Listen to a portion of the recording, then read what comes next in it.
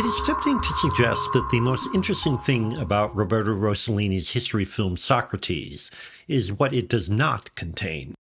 Knowing that Socrates will eventually be forced to drink hemlock for his beliefs, the setup seems ripe for the kind of heroic melodrama that pits the protagonist against an unjust society, sort of a Greek for all seasons. That the film lacks such easy sympathy is, if not the reason for its appeal, certainly a noteworthy distinction. Instead, it engages through other means. By eschewing empathy, Socrates has time for something far more difficult than traditional dramatic involvement, a serious demonstration of the philosopher's ideas and methods. Rossellini devotes considerable time to Socrates debating with his students and casual interlocutors, while embedding all of them in a densely detailed historical moment.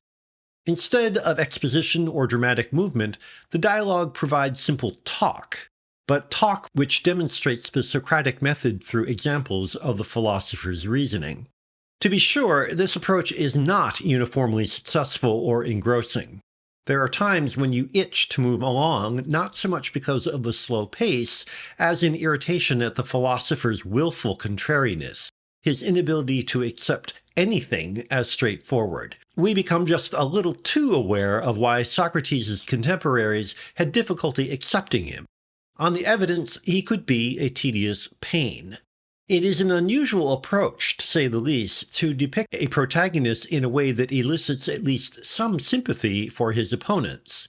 The resulting discomfort nonetheless wryly confronts the philosopher's all-too-human limitations, while the impatience his behavior produces blunts any moral superiority we might feel toward his antagonists.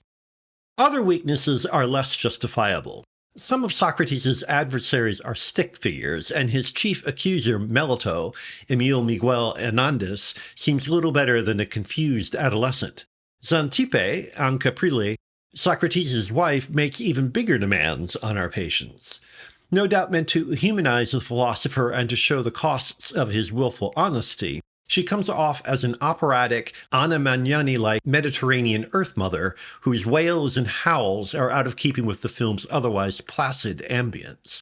Caprile transcends the stereotypical conception of her character in the concluding scenes, however, when she demonstrates commendable restraint. Jean Silver in the lead provides measured intelligence throughout, which is not as simple as it might sound. In the absence of strong dramatic conflict, the character could become monotonous, but Silver and Rossellini keep Socrates from being one note, even when he is exasperating. Their restraint bears fruit in the trial, as Silver turns reasoned argument, unforced irony, and temperance into a quiet form of heroism, as if the very simplicity of Socrates' presentation demanded patient respect. Socrates' ideas can shine with crystalline clarity and rectitude because his courage finds perfect complement in the director's unwavering integrity.